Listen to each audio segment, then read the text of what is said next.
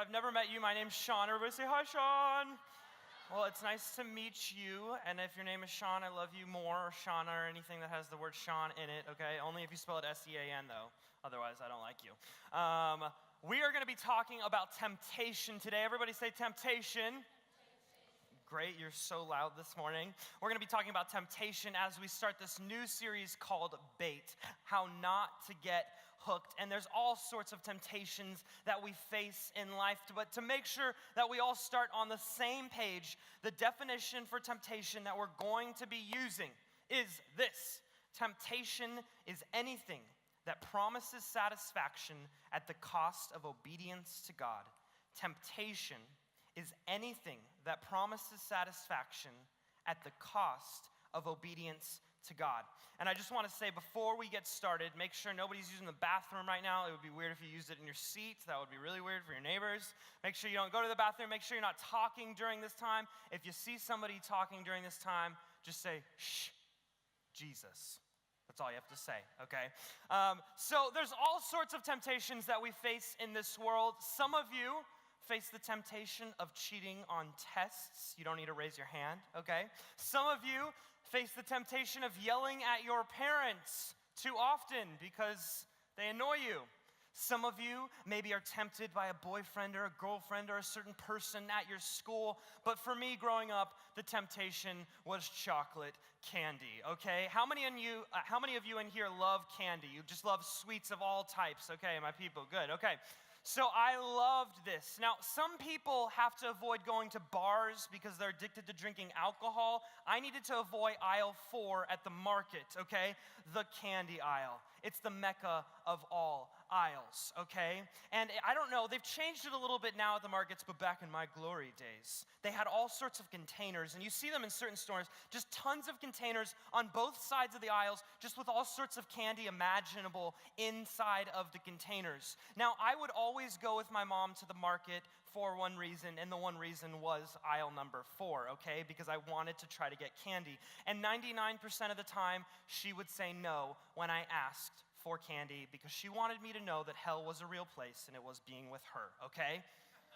Okay, sorry, Mom. Okay, so here we are at the market one particular day, and what I would do to trick my mom is I would say, oh, Mom, let me help you at the market, and she'd give me a little list of items, and I would take the little list of items, and I would go, like, maybe get the ketchup, and then I would swing over to aisle 4, which was like 30 aisles over because there's too many aisles at the market.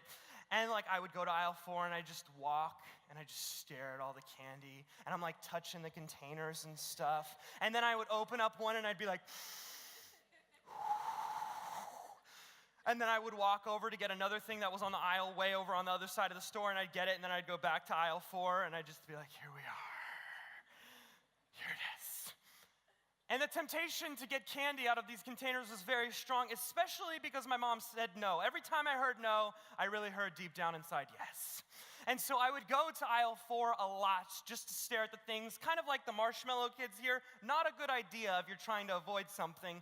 And on one particular day, at the age of 6, everything came to a close. I went to aisle 4, and I just reached into the container. Didn't even use the little spoon that's provided, okay? I would just go in and grab it and just started stuffing my face with chocolate, okay? And then I started stuffing my pockets with chocolate. And then I just started stuffing my pants with chocolate, okay? It was kind of gross because I'm literally pulling chocolate out from between my butt cheeks, okay? Disgusting, I know, but it had a sweet and savory taste to it. I'm just kidding. And so I would go in and I'm stuffing my pants literally with chocolate candy because I love it so much. And my mom's like, all right, we're ready. And I'm just like kind of walking awkward, like I really have to poop or something. It's because there's chocolate between my cheeks. And so I'm just walking and we get to the car, everything's cool. It's awkward to sit down because chocolate on the cheeks.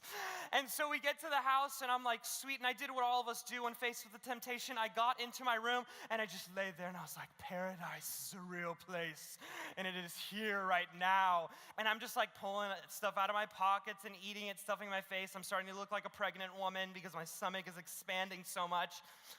But what I didn't realize is like when you don't put things just in your pockets, you just shove them in your pants, they start making their way downtown. out to here. And so as I'm literally walking from the car to my room, there is a trail of what looks like poop all the way to the promised land, my room. And my mom is on the way. And she doesn't come in flying open the door, screaming or anything, which would probably have been better. She did what all of us fear. She was completely silent. And she just walked in.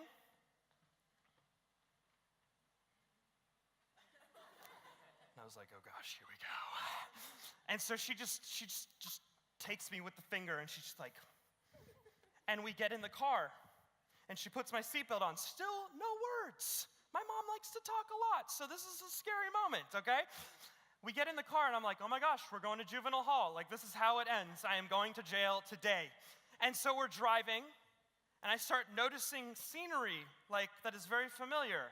And I notice that we are approaching the Vaughn's Market that we just came from. And we get there, and then all of a sudden I noticed Mr. Piggy, my piggy bank. My mom had my little piggy, still no words, in her hands. And we were walking to the market, piggy in this hand. I'm like 5 feet from her because I'm scared, okay? And we're just walking, and she's just like this, still no words. And she walks into the market, and we go to the office. I didn't even know there was an office at the market. We get there, and she just comes in, and she says, this child just stole chocolate. And I'm like, your child? I'm your son, okay? You love me, remember? And she's like, this child stole candy from your store. Here's all of his savings. And I'm like, Mom, there's like $40 in there, okay? I stole like at least $6, okay? Because they're all like 3 pennies, okay? And she just gives them all of the money. And the manager just stares at me and just shakes his head. And then we just go back and complete silence the whole way. And then all she said was to me when we got home, go to bed. Your father and I will talk to you in the morning. Whenever your parent says father, it's game over, okay? And you know what I'm talking about, okay? That was my temptation story, but there's a temptation story that I really, really love, and I wasn't even there for it. It's my older sibling, Rory, okay? I love this because I wasn't there, and he's just, you'll see in a minute. So he loves apple juice, okay? Loves apple juice. I am more of an OJ guy myself, okay? But he loves apple juice, and he's 4 years old, and my parents went with him to a wedding with his little sippy cup, and he's got apple juice in it, and they're on their way to the wedding, and they get to the wedding. I'm with a babysitter, just like eating za pizza, probably like Gerber baby sauce or something, if we're being honest. And so they get to the wedding, and they say to Rory, he's 4 years old, so he can like talk and all of this stuff. He's a functioning human being, if we will. And so they say to Rory, they say, hey, once you're done with your apple juice, that's it. Because he was always asking for more. So he finishes the apple juice, and he just starts walking around with the other kids at the wedding, because there's a bunch of little kids at the wedding. No apple juice. And he starts looking for apple juice. And he notices on all of the tables something that looks like apple juice. And a very long-stemmed glass. Rory is 4 years old, okay? And he is approaching every single table. We've already done toasts at the wedding. Rory thinks that there's apple juice on all of these tables. He's like, this is an amazing wedding. It's champagne, okay? Now, the first question you should ask is, how do you not know the difference between apple juice and champagne? He's dumb, okay? That's the answer. That's all that we can give. Rory is literally going around to all of the tables and drinking champagne. Where are my parents, okay? They're nowhere to be found. Finally, my mom catches Rory on probably like his 10th glass of champagne here, okay? And she's freaking out at this point, you can imagine. She's talking a lot now. There's no silence, okay?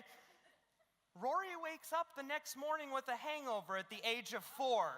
Headache, throwing up, the whole deal, okay? Very embarrassing.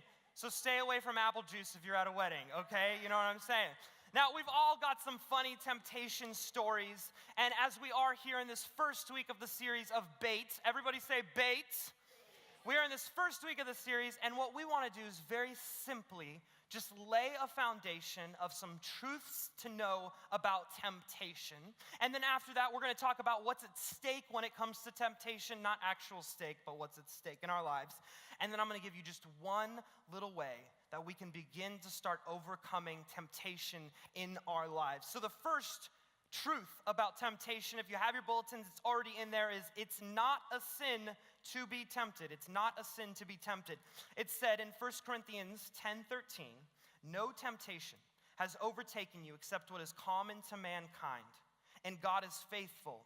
He will not let you be tempted beyond what you can bear. But when you are tempted, he will also provide a way out so that you can endure it. Now, if you're a middle schooler, say, oh yeah. Okay, good. Okay, so middle schoolers, at middle school camp this year, how many of you were at middle school camp, or just camp in general? You went to Shepherd Youth Camp this year. Okay, awesome, a bunch of you. So at camp, every year, there's a bunch of candy. Like we have a movie night and there's candy. We have s'mores one night. There's more s'mores, okay? And if you're a leader, and like, I'm a leader, we have like a leader room where there's more candy. You'll find out one day if you're a leader. And then after dinner, there's dessert. There's all sorts of candy there. Now here's the problem. At middle school camp, I decided I was not going to eat any sugar that week, which is a really bad idea if you're hanging out with middle schoolers because you suck the life out of humanity. Okay, sorry. Sometimes the truth just comes out, okay? And so I'm here at middle school camp constantly tempted to eat sugar because it's everywhere. But I did not. Therefore, I did not sin. If you want to consider eating chocolate a sin, okay? Maybe for me it is, okay? Temptation was everywhere, but I did not give in. And this is what we're learning in this first truth is it's not a sin to be tempted. Now, here's the funny thing about temptation. It's usually wanting something good, but going about it in a bad way. It is good that you like to eat. It is bad if you eat too much. It's good that you want to do well on your test. It's bad if you cheat to do it. It's good that you want to have fun. It's bad to get drunk by doing it. But real quick, I got to talk to my girls. If you're a girl, say, oh yeah. Oh yeah. Okay, too confident this morning, ladies. Okay, now, girls, let's talk real quick. Temptation, we're talking about temptation.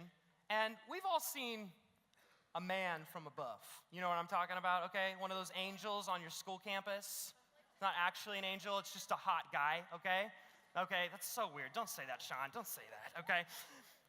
We've all been on our school campus and we've seen somebody that we think is pretty. Now, here's the deal. Potential temptation in this beautiful human being. Here's what you can do. You can walk on your school campus. You can go, good job, God, on that one. And then you can keep walking. Temptation, but you didn't do anything about it. Some of you girls, though, you take it to a level that should not be taken to, okay? You know what I'm talking about here in a second, okay? Some of you girls, you're at school, and you see him. And this is how it goes. You're just walking. All of a sudden, you see him, so you start wiggling a little bit. And you just...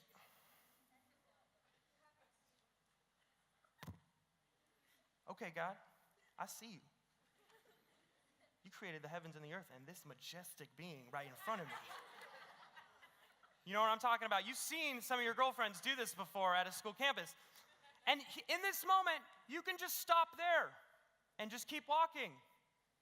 But what you do is you take a step back. Now you're taking the 360 view of the human being, okay? And it's getting really weird for everybody around you. But here's where it goes from temptation to probably sin, if we're being honest. This is what I see girls do now. They see him, they immediately get out their phone, and then they just start zooming in on his face, okay? You know what I'm doing? You've probably gotten a video message, okay? And you're like hiding behind a bush because you don't want him to see, and you're just zooming in. And then you're going back out, you're like, okay, let's get the whole panorama right here. And then you send it to one of your girlfriends, okay? Not only is that probably a sin, it's just creepy, okay? For the sake of everybody, stop doing that, okay? It's not a sin to be tempted, it's a sin when you start doing something about it. I had a friend of mine call me recently. And he had said to me, Sean, I want to stop looking at inappropriate things online. I want to stop. I was like, okay, all you got to do is just call me whenever you're tempted, okay? And so he called me a few months ago, and he's freaking out on the phone, okay? And I'm thinking like somebody died, or like, I don't know what's happening. I'm like, where's my mom? Like, I'm starting to get concerned. Like, did I steal something without knowing it? and he's crying. A couple minutes go by, I'm like, okay, what is going on? And he goes, Sean, I was tempted to look at something online. And I'm like, okay, did you do it? And he like gulps in and he's like, no, but I was tempted. And I'm like, so you didn't do it? And he's like, no, but I was tempted. I'm like, it's not a sin to be tempted, okay? All of us face temptations. It's what we do with that temptation that can make it into a sin. So the first truth is it's not a sin to be tempted. The second truth is you're never above your temptations. Has anyone in here ever lost a game they should have won? You lost a game you should have won. Maybe you're playing a board game with your family, you're playing basketball, you're playing football. Oh my goodness. And you go into the game. For me, it was Monopoly with my grandpa. I should beat him. He's horrible at math, okay? And then you make that one move, and you start losing the game. Or maybe it's a basketball game, and you start losing, and you're thinking to yourself like, oh my gosh, what is going on? Here's the truth. Sometimes, when it comes to temptation, we get overconfident. And we start thinking to ourselves, oh, I got this. Like, I don't have to have this blockade on my computer. I can hang out with this person alone. There is no problem there. And then we get in the moment and we start losing and we start sinning because we forget that we are never above temptation. That's the second truth. The third truth is this: there is always a way out. In the moment of temptation, we're like those little kids in the marshmallow video. We're just sitting there like staring at it, eyes wide open, like when your mom gets mad, you know what I'm talking about? Like her eyes go to another octave, and you're just staring at your temptation. And you're thinking like, well, there's no way out of this, so I better go ahead and just do whatever this thing is that I'm tempted to do. Check it out. We already read the verse earlier. I want you to read the verse with me again. Let's put it up on the screens for everybody to read. Read it with me. Here we go. No temptation has overtaken you except what is common to mankind. And God is faithful. He will not let you be tempted beyond what you can bear. Especially right here, read this. But when you are tempted, He will also provide a way out so that you can endure it. When you are sitting there obsessing over your temptation, remember this: there is always a way out. Now, the fourth truth to remember is that temptation will come again. Every time we leave a restaurant, if it's a good restaurant, they'll say, "Thank you so much, please come again." And I think of temptation like a good restaurant. Like it's just sitting there, you go one time, and then it's like, "Come again, we'll see you next week, we'll see you tomorrow, we'll see you in 3 hours. Please come again." James 1:14 says this: "But each person is tempted when they are dragged away by their own evil desire and enticed." Everybody say enticed.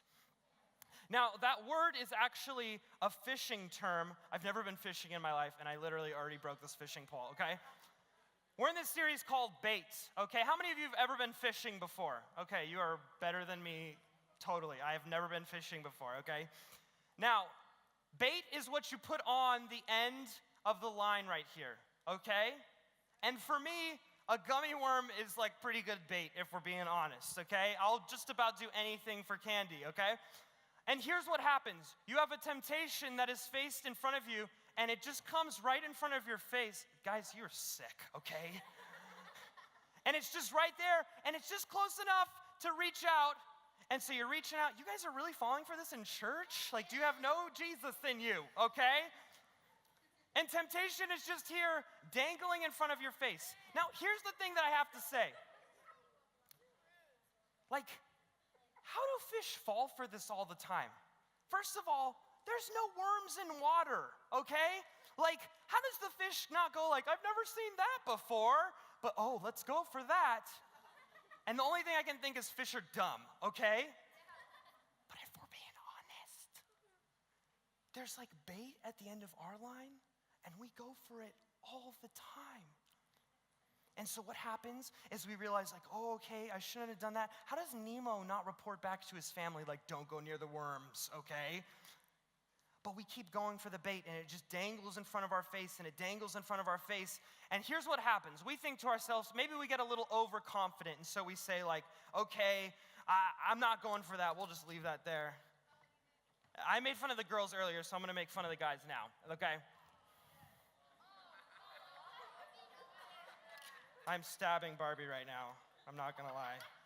Hold on, okay. So, her shirt says girl power. I just want to say that, okay? Oh, sorry, Barbie. I'm so sorry. Okay. So, here we are in this series of baits. And sometimes, guys, that girl walks on your school campus, okay? And she do not know the Lord, if you know what I mean, okay? And temptation just comes right in front of your face, and it's just dangling right there. Hopefully not this. This would be very weird, okay? Temptation's just right in front of you, and it's just like, wait, what's that song? Is it Selena Gomez? If you want to come and get it, nah. Is that one? Okay, don't. We need to edit that out later, okay? And here's temptation right in front of your face. Just come over here. Oh, you got this one? Okay, it's going to be a different one. And it's constantly changing itself all the time. You can just chill right there, Barbie, right there. She's just staring at you, okay? When you think you've mastered one, it comes in a different way. And it is so important for us to remember that temptation is always coming again. And it's coming in different ways. And here's the thing that changed me starting this week. I will eat you later, bro. Here's the thing that changed me, and I learned it earlier this week. When it comes to temptation, there is always more at stake than what we think. When it comes to temptation, there's always more at stake than what we think. There are three things that are at stake every single time we are tempted. There's three things, and if we can get this into our heads and get this into our hearts, it's literally going to change your life. It's already started changing mine. The first thing that's at stake when you are tempted is your future. Everybody say your future. This is very easy to see in other people. It's very easy to see other people's future when you're thinking of them. It's hard to see it in ourselves. How many of you have a sibling that has a boyfriend or a girlfriend, or they've ever had a boyfriend or a girlfriend? If you have, okay, so a lot of you, okay? Now put your hands down. I got a follow-up question. How many of you have not liked that boyfriend or girlfriend that they dated, okay? So basically the same amount of hands, okay? And here's why. You don't really like your sibling, but like you don't want anybody to mess with them either, okay? And like you meet the boyfriend or the girlfriend, and here's all you see in your sibling's future. If you stick with this person, you're gonna get fat, you're gonna get ugly. Like, which we didn't think was possible, but you really gonna get there, okay? You're gonna be boring, and like, we ain't never gonna hang out ever, and we barely hang out to begin with, okay? And like you can see their future unfolding in front of them, and they're like, I love this person. And you're just like, your future's ruined with them, okay?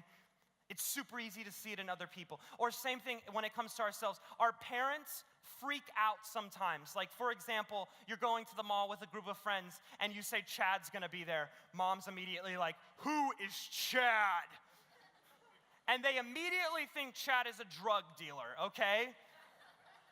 And what your parents do in their head is they do this. They go, if you hang out with Chad, Chad must be a drug dealer because his name's Chad, okay? And then they go, well, if you do this and you do that and you do this, you're gonna end up in jail, and then we're never gonna have grandchildren, okay? We do this to everybody else. We can see everybody else's future but our own. Here's a perfect example of it. You're at the movies, and the plot starts unfolding, and you're thinking to yourself, like, do not do what you're about to do. Have you ever felt that in a movie before? You just see things unfolding, and you're like, you can see this person's future, and they're just walking down the road, and you're like, you're going to die. Literally, you're going to die. Spoiler alert real quick. How many of you have seen Star Wars Episode 7, The Force Awakens? You've seen it. Okay, so basically everybody, if you haven't seen it, I'm sorry, deal with it, okay? There is that scene, we're not gonna give any details right here, but you're gonna know where I'm going, where Han Solo and Kylo Ren are on the bridge, okay? And do you remember the feeling you felt? You're just sitting there like, don't do it. Like, you see his future unfolding, and it's not gonna unfold in a very good way. Like, it's gonna fold and fall, if you know what I mean. We're sitting there, and we're watching this movie, and some people around you are gasping. Some people are literally saying, don't do it. And we can see the future unfolding, and we're just like, don't do it, don't do it, don't do it, don't do it. And for some reason, when it comes to everybody else's future around us, we can see their future, but when it comes to our own, we forget. And we forget when we're faced with temptation that our future is actually at stake. But it's not just our future that's at stake, it's someone else's future that is at stake.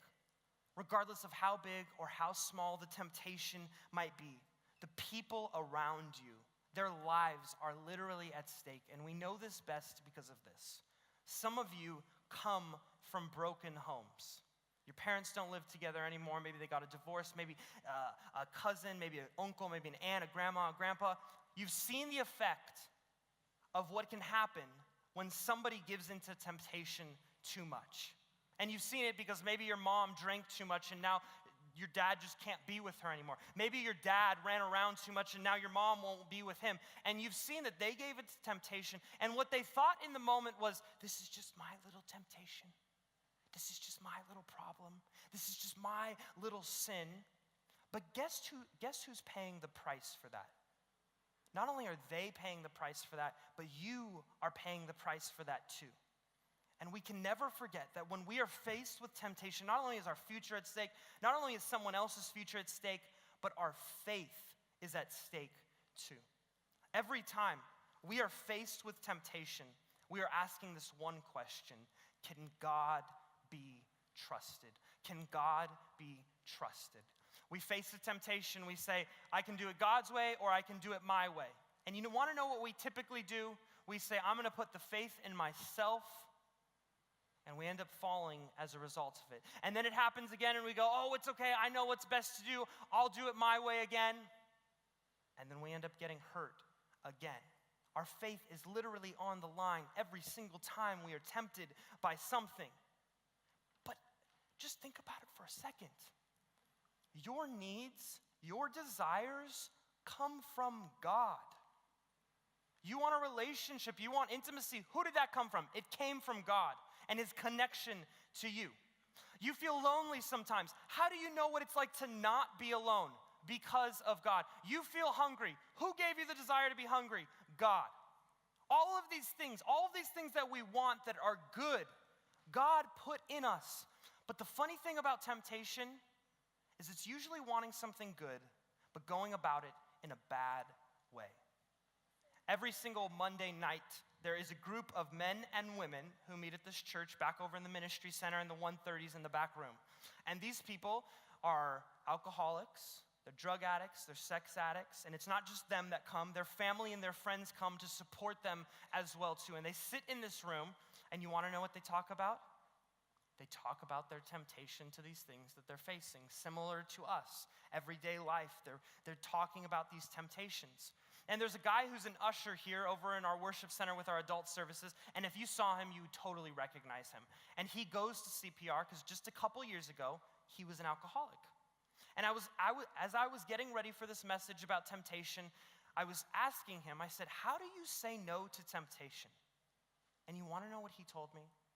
He said, every single time I'm faced with temptation, I think of three things. I think of my mom, I think of Jesus, and I think of where I want to be in my life one day. I think about mom, Jesus, where I want to be in my life one day. And you know what he said to me after this? And this is something that's so profound, and it's just going to be this little thing that we're going to take with us. He said, I'm sick and tired of sin telling me what to do. He said, every time I was tempted with drinking, I would give in. And I would give in again, and I would give in again. And I'm sick of sin telling me what to do. So you want to know what he does? He's like Steph Curry in the NBA championships now. Every single time he is tempted, he now talks smack back to his temptation, okay? It's kind of funny. Don't do it out loud. You might creep somebody out, okay? He literally says this: temptation, you are not going to steal my future. You are not going to steal my family, and you are not going to steal my faith. Imagine next time you're faced with a temptation, you just said back to it, you actually thought for a moment, oh my goodness, my future is literally at stake right now. My family is at stake right now. The family that I don't yet have is literally at stake right now, and my faith is at stake right now because every time I give into a temptation, my confidence in God gets lower and lower and lower. And so what we're going to do as we start this first week of this series is we're going to practice this over this next week. Every time you're faced with a temptation, and I want to put it on the screen because we're going to whisper it right now. In your head, or you're going to whisper, you're going to say this to your temptation. Say it as a whisper right now, out loud. Temptation, you are not going to steal my future, my family, or my faith. Say it again. Temptation, you are not going to steal my future, my family, or my faith. Because what you think is small right now is much, much bigger than you could have ever imagined. Let's pray. God, thank you so much for the fact that every single time we are faced with a temptation, you have given us a way out. You have given us a strength through your Holy Spirit, God, and the only reason we have this power is because of Jesus Christ. Because he died on the cross and he rose from the dead, and it's through him and through the fact that he not only defeated death, but he defeated sin right now, that we can be free in this moment. God, would you give us the courage and the thoughtfulness this week? Every time we're faced with temptation, would we utter those words? You're not going to steal my faith. You're not going to steal my family. You're not going to steal my future. God, and would this little sentence begin to change our lives completely? It's in your name that we pray. Amen.